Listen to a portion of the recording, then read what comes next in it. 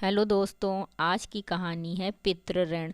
Dad, मेरी company का जो नया ब्रांच खुला है ना इंडिया में, मुझे उसका चार्ज दिया गया है, तो मुझे अगले हफ्ते इंडिया जाना होगा। पर उत्कर्ष, अभी कुछ समय पहले ही तो 1 महीना वहाँ बिता कर आए हो। तब मैं वहाँ कंपनी का नया ऑफिस स्थापित करने गया था। और अब कंपनी ने इंडिया ट्रांसफ़र कर दिया है। वहाँ जो नया ऑफिस खुला है उसे अब कुछ समय के लिए मुझे ही संभालना है। धक्का लगा उन्हें। फिर से इंडिया। कितनी मुश्किल से पीछा छुड़ाया था उस देश से उन्होंने।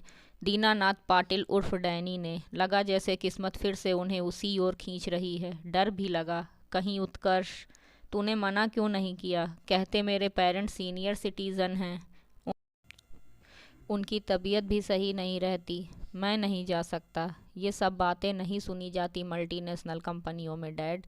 उन्हें बस अपने काम से मतलब होता है।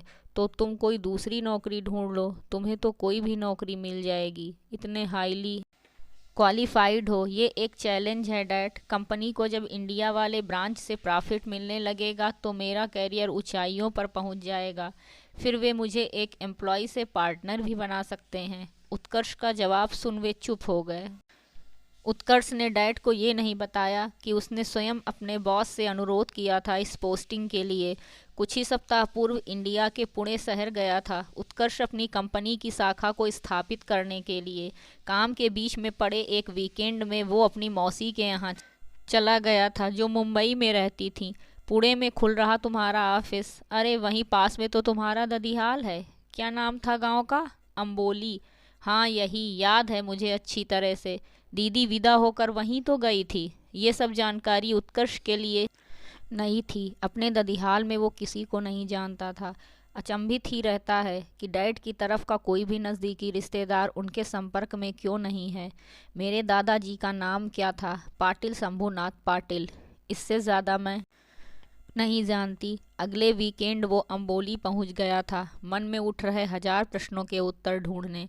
वो कहाँ से आया है? उसकी फैमिली में कौन कौन है? क्या कोई अपना मिलेगा आदि। धड़कते दिल से जब वो गांव पहुंचा तो एक बुजुर्ग से उसने शंभूनाथ पाटिल का घर पूछा। पता तो उन्होंने बता दिया, पर थोड़ा आश्चर्य जाहिर किया। कौन हो बेटा? आज तक तो शंभू काका से मिलने शहर से कोई नहीं आया। जब उनके बेटे ने धोखे से उनकी सारी ज़मीन बेच दी, वह उनसे सारे संबंध तोड़ विदेश चला गया, तब से बेचारे दोनों अकेले ही रहते हैं। जी, मैं उनका दूर का रिश्तेदार हूँ। मन बहुत व्यथित हो उठा था। उसके दादा दादी जिंदा हैं, इतने वर्षों से अकेले रह रहे हैं और उसे पता ही नहीं। घर की स्थिति बहुत अच्छी नहीं थी, परंतु जो वृद्ध द्वय सामने बैठे थे, उन्हें देख उसकी आंखों से गंगा जमुनी धार बह निकली। कृशकाय शरीर पर एक छटाक मांस नहीं, पर अपना सब कार्य स्वयं करते हुए। क्या यही उसके दादा दादी हैं? उनके पांव छूते हुए जब उसने अपना परिचय दिया तो उनको संभाल पाना उसके लिए असंभव हो गया।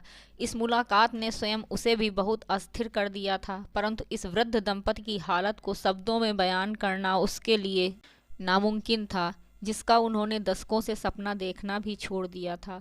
वो अगर सच बन उनके सामने आ जाए तो दिल की धड़कन तो कुछ पल को रुकी जाएगी ना। जब सोमवार प्रातः वो पुणे लौटने लगा तो दादा दादी बहुत रोने लगे। उन्हें लग रहा था कि उनके पुत्र की तरह उनका पोता भी अब कभी लौट कर नहीं आएगा। बेटे का 30 वर्षों से इंतजार कर रहे बूढ़े माँ बाप ने अपनी किस्मत से समझौता कर लिया था। पर अब दादी माँ, दादाजी, मैं आपसे अपनी कसम खाकर कह रहा हूँ, मैं आप लोगों को छोड़कर कभी नहीं जाऊँगा। फ्राइडे शाम को मैं वापस आ जाऊँगा। आप बिल्कुल निश्चिंत रहें। नौकरी तो करनी है ना। शायद ये सप्ताह उस दंपति के जीवन का सबसे लंबा इंतजार रहा होगा। पर जब शुक्रवार को उत्कर्ष वापस लौटा तो मानो उनके जान में जान आ गई। दादी का मुस्कुराता चेहरा तो सचमुच में सुंदर लग रहा था। खून के रिश्ते में कोई बात तो होती है, वो हमारे हृदय के तारों को झंकृत करने से कभी नहीं चूकती। उस सप्ताहांत उत्कर्ष से जितना बन पड़ा उसने दादा दादी के रिहाइश को बेहतर करने की कोशिश की। ये उसका इंडिया में आखिरी वीकेंड था। अगले शुक्रवार उसकी वापसी की फ्लाइट थी, पर उसने अपने भविष्य का खाका मन में ही तैयार कर लिया था। पूरा 1 महीना लगा उसे अपने बॉस को इस बात के लिए मनाने में कि उसका ट्रांसफ़र भारत वाले नौ स्थापित दफ्तर में कर दे। इसके लिए उसे न सिर्फ सफलता का आश्वासन देना पड़ा, वरन पहले से कम वेतन पर काम करने के लिए भी राजी होना पड़ा, परंतु उसे इन बातों का कोई गम न था। उसने निश्चय कर लिया था कि अपने दादाजी व दादी माँ की बची हुई जिंदगी में खुशियाँ भरने के लिए वो कुछ भी करेगा। जिस पितृ ऋण को अमेरिकी नागरिक बन चुके उसके माता पिता चुकाने से चूक गए थे, उससे उन्हें उऋण करने का कर्तव्य उनके बेटे का ही तो होगा ना।